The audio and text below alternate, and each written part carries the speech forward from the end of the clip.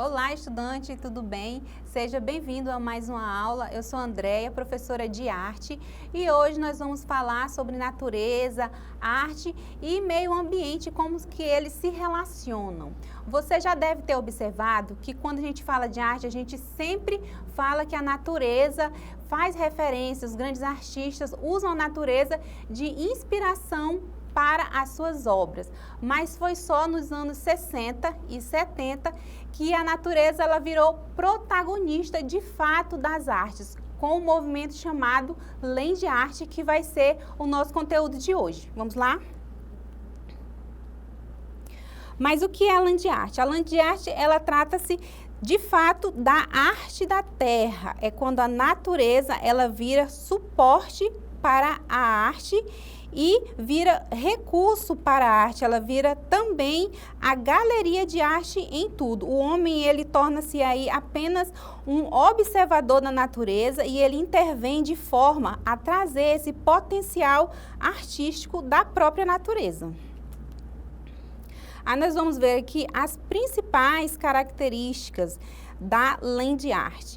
Como eu já falei, surge aqui nos anos de 1960 e 1970, um movimento artístico surgido nos Estados Unidos e na Europa. É exatamente nesse momento em que surge aí a arte contemporânea, a arte conceitual, e esse movimento está ligado a esse estilo de arte, onde os artistas eles estavam preocupados em falar natureza, em falar sobre meio ambiente e a preservação dessa modalidade. Outra característica, e aí a principal, eu posso dizer que são, como eu já falei, obras criadas ao ar livre, integrando a paisagem natural e ao meio ambiente, certo?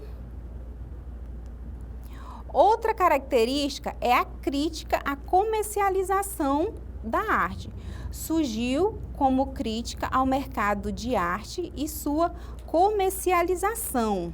Os artistas aqui, eles buscavam alternativas que não seriam as comerciais. Ao invés de o público procurar uma galeria de arte, um museu para ter acesso à arte, ou então comprar uma obra artística para olhar para ela quando quisesse, eles trouxeram essa quebra desse modelo, desse paradigma de comercialização da arte, trazendo a arte para um conteúdo mais efêmero, onde a própria natureza decidia quanto que essa arte ia durar. Ela pode durar alguns minutos, alguns segundos, dias, meses, ou pode até ser duradoura, mas quem decide isso é a própria natureza. Então, eles vinham quebrar com essa questão da comercialização da arte e também trazer essa crítica.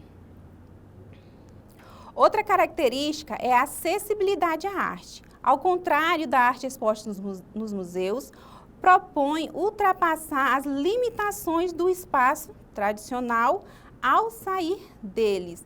Além dessa quebra da comercialização, eles traziam também a questão da acessibilidade. A arte ela era exposta ao ar livre e também os recursos para fazer essa arte era também recursos naturais, como folhas, galhos, lagos, mas essas obras eram de grandes dimensões, né? O máximo que se poderia expor em uma galeria, um museu, seria fotografias e vídeos. Por isso que a gente chama que além de arte, é uma arte efêmera, de momento, mas os registros podem ser duradouros. A gente vai apreciar aqui no próximo slide vai ser um vídeo que nós vamos apreciar duas grandes obras de Land Art, que é Campo dos Raios ou Campo do Relâmpago, de Walter de Maria. A gente vai ver que ele traz aqui, ele procurou um deserto onde eram provável de relâmpagos, de raios, obviamente um lugar onde não tivessem habitação, no México. E ele trouxe essa questão da arte, da Land Art, através dos relâmpagos. Então, como relâmpagos, a gente sabe que é uma arte efêmera e que pode acontecer ou não. E a outra obra vai ser a Plataforma Espiral, obra-prima de Robert Smithson, em Utah, nos Estados Unidos. Então, nós vamos dar uma olhadinha aí no próximo slide, no vídeo. Aí a gente pode ver, esse daí é o de Maria, que ele traz na sua obra O Campo dos Relâmpagos. Ele fez uma intervenção, como já falado, com portes alinhados em fileiras. Esses portes eram para raios. Era um lugar onde havia propensão de raios, no deserto, no México.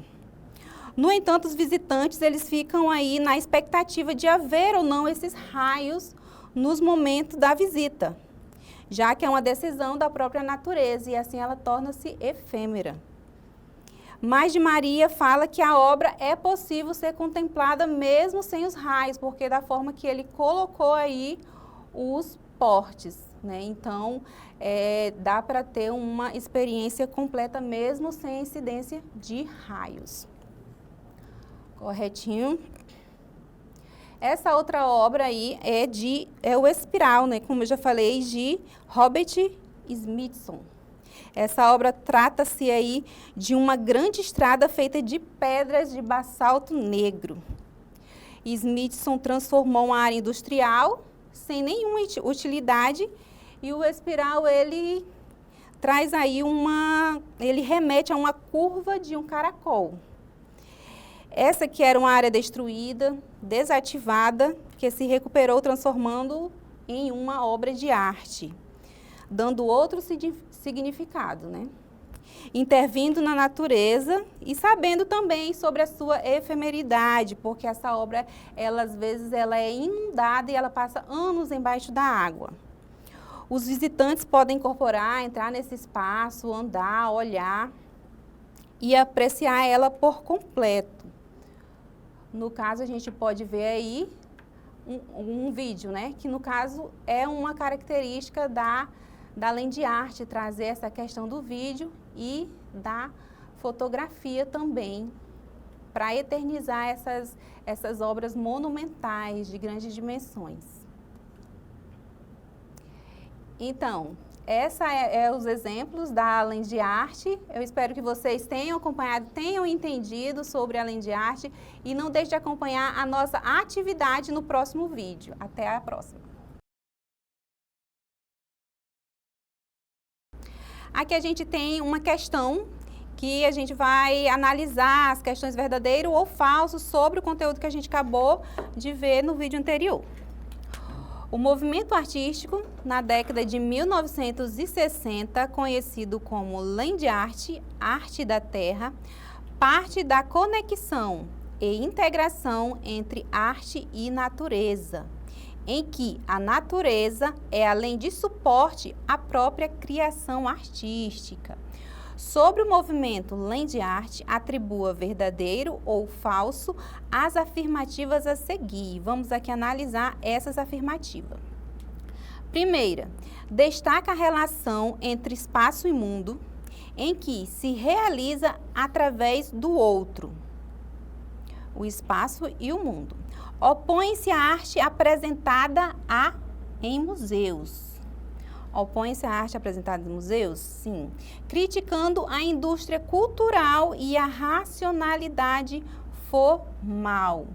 Então, aqui, né, tem algumas palavras que trazem aí a nossa pista se é verdadeiro ou falso. Ela realmente se opõe às artes apresentadas no museu e também critica a indústria cultural, como foi o que a gente falou, né, na aula. Então, essa alternativa aqui, ela é verdadeira. Próxima, enfatiza a grandeza e a efemeridade da arte na sua fusão com a natureza. A gente viu que as obras têm grandes dimensões e também são efêmeras. Os espaços das obras se comunicam e interagem uns com os outros. A gente também viu isso, né? Que os espaços se comunicam um com os outros. Então, essa afirmativa aqui também é verdadeira. Próximo, utiliza objetos do cotidiano para a obra de arte comunicar. Objetos do cotidiano, será?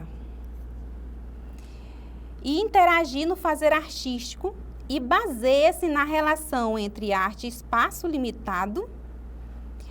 Aqui a gente tem uma coisa que pode confundir, né? Relação entre arte e espaço, sim, porém limitado. A gente viu que as obras da Land Art, elas ultrapassam os limites dos museus, né? Das paredes dos museus, das galerias, justamente por ela não ter essa limitação, fazendo deles um local de ocupação e produção. Então, essa alternativa aqui, por conta disso, e também por objetos do cotidiano, porque na verdade não são objetos, e por esse espaço limitado, ela vai ser falsa.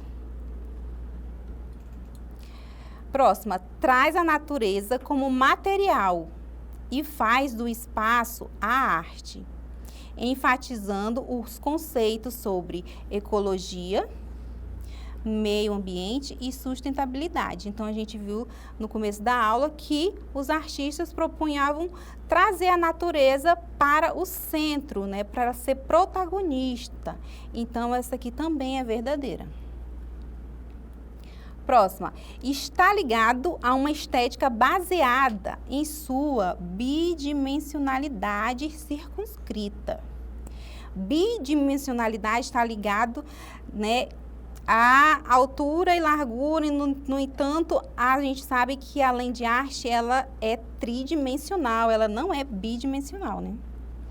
Então, circunscrita também está ligado a algo limitado. Então, essa questão aqui já está falsa também.